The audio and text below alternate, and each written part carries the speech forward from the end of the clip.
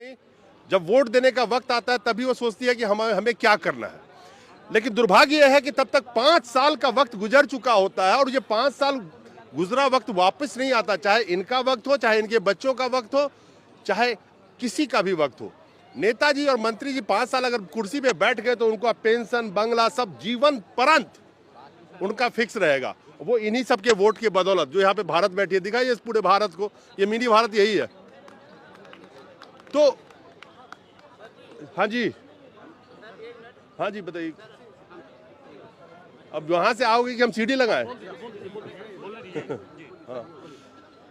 तो जैसा मैं बता रहा था कि ये सब ग्राम सेवक कर्मचारी है, मनरेगा के अंदर में काम करते हैं और डिमांड इनकी मेरे ख्याल से जो मुझे समझ में आया, एक तो मानदेय हाइक का है, दूसरा परमानेंट करने के लिए।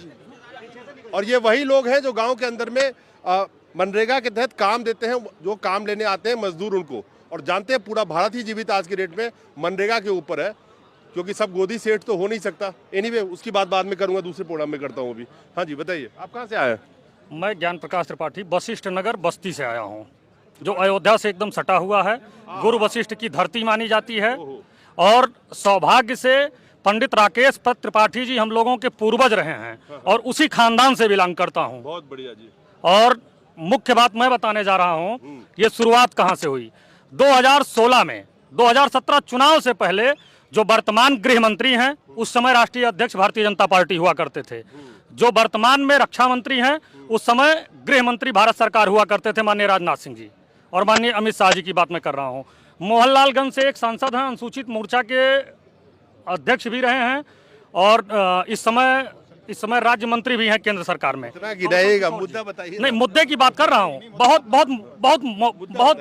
मोस्ट पॉइंट बता रहा हूँ सर, समय लगेगा लेकिन बहुत मोस्ट पॉइंट बता रहा हूँ। इन लोगों ने मिल करके 2016 में एक संविदा मुक्त रैली बनाई थी झूलेलाल पार्क लखनऊ में। उसमें इन्होंने प्रेरक को इनवाइट किया, शिक्षा प्रेरक को, शिक्षा मित्र को इनवाइट किया, मनरेगा के सभी कर्मियों को इन्होंने बुलाया।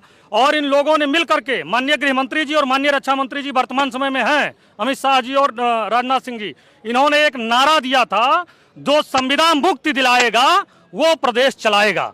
और जिसके कारण लाखों लाख संविदा कर्मचारियों ने मिल करके एकजुट हो करके भारतीय जनता पार्टी का 2017 में गवर्नमेंट बनाने का कार्य किया था।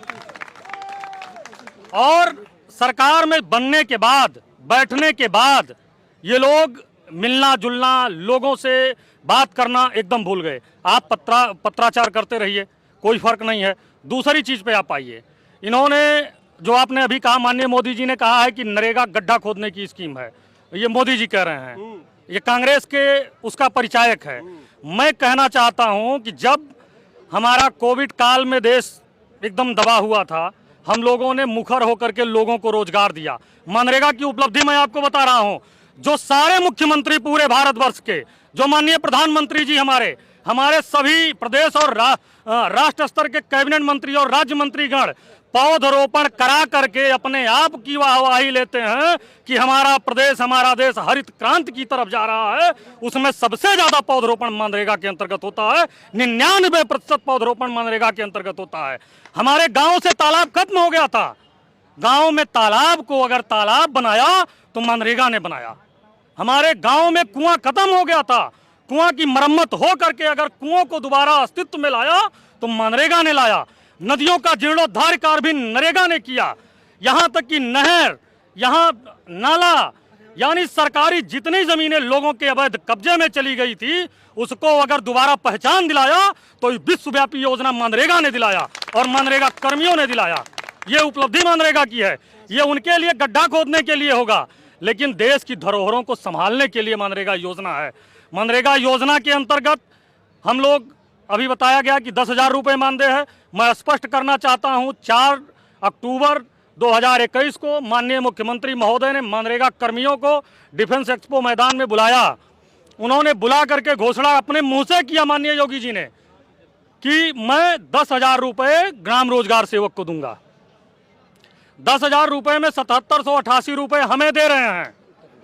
यहाँ जितने भी जो संविदा कर्मचारी मनरेगा के बैठे हैं, ये लोग पूरे देश में जो गांव अंचल में जो जनता रहती है, हजारों लोगों को खुद रोजगार देने का काम करते हैं और अभी तक इनके रोजगार की खुद की गारंटी नहीं है, क्योंकि इनको समय से मानदेय नहीं मिलता है। ये लोग एक मानदेय व्यवस्था पर रखे गए हैं और ये गांव के मेधावी छात्र हैं, हाई मेरिट होल्डर लोग हैं ये लोग। लेकिन आज तक यहाँ से कभी हम लोग जब राज्य में धरना देते हैं तो वहाँ से ये कह दिया जाता है कि आपका केंद्र करेगी, आप केंद्रीय स्कीम में लगे हुए हैं। कोरोना जैसे समय में जहाँ महामारी आई, हम लोगों ने लाखों करोड़ों लोगों को रोजगार देकर वहाँ सब लोगों को रोजी रोटी देने का काम किया। इसकी प्रशंसा प्रधानमंत्री जी ने भी की और पूरे देश में मनरेगा की प्रशंसा हुई। लेकिन धीरे धीरे केंद्र सरकार पॉइजन देकर इस मनरेगा के बजट को कटौती करती जा रही है, क्योंकि ये प्रतिस्पर्धा के रूप में इस योजना को देखते हैं, क्योंकि वो कहते हैं ये कांग्रेस की स्कीम है, लेकिन उसको ठीक से लागू नहीं कराना चाहते हैं। उसका क्रियान्वयन केंद्र सरकार की तरफ से ठीक से नहीं किया जा रहा है। मौजूदा मोदी सरकार के स्कीम में कौन सा 2 करोड़ रोजगार का वादा था, जब वो पूरा नहीं हो पाया तो पूरी देश ही मनरेगा पे टिकी हुई है। ये मैं नहीं कहता, ये डेटा कहती है सरकार की। बिल्कुल आपकी बात सही है कि मनरेगा के ऊपर ही पूरा देश का स्ट्रक्चर टिका हुआ है, लेकिन इसमें जो क्रियान्वयन कराने वाले हैं, उन लोगों को रोजगार देने वाले जो लोग हैं इस स्कीम में, उनका भी भविष्य सुरक्षित नहीं है। ये सभी लोग मनरेगा के क्रियान्वयन के लिए वहाँ जो नियुक्त कर्मचारी हैं, कोई रोजगार सेवक है, कोई तकनीकी सहायक है, कोई एपीओ है, अलग अलग ये मेरिट होल्डर हैं और अलग अलग योग्यता वाले हैं। कोई एक तकनीकी जो टेक्निकल असिस्टेंट इंजीनियर लाइन के भी लोग हैं इसमें, और उनको विभिन्न राज्यों में विभिन्न मानदेय की व्यवस्था है, भिन्नताएं हैं। इसलिए उन मांगों को लेकर ये यहाँ नहीं, आपको सरकार क्यों परमानेंट करेगी? परमानेंट तो कर ही नहीं सकती। नहीं, चूंकि कई मैं आपको बताता हूँ। अब आप तो आज एक मिनट, आप तो आज यहाँ पे आए हैं, होम गार्ड की नौकरी खत्म, पैरामेडिक्स की नौकरी खत्म, अलग अलग सरकारी संस्थानों में कई ऐसे कॉन्ट्रैक्ट वर्कर्स हैं जो सालों साल से काम कर रहे हैं, उनकी नौकरी खत्म। इसी देश में जो गुरु, जिसको शिक्षक बोलते हैं, प्रोफेसर कॉन्ट्रैक्ट पे काम कर रहे हैं, वो चिल्ला रहे हैं। तो 20,000 होम गार्ड को झटके में यूपी में निकाल दिया गया। आपको लगता है कि सरकार परमानेंट नौकरी देने के हाल में है? कहाँ से देगी वो? आपकी बात सत्य है, लेकिन हम लोग अपनी वेदना और पीड़ा को लेकर यहाँ आए हैं। अगर ये हम लोगों की बात को नहीं सुनेंगे तो लोकसभा के जो चुनाव होने जा रहा है उसमें हम लोग इनको भी उखाड़ फेंकने का काम कर देंगे।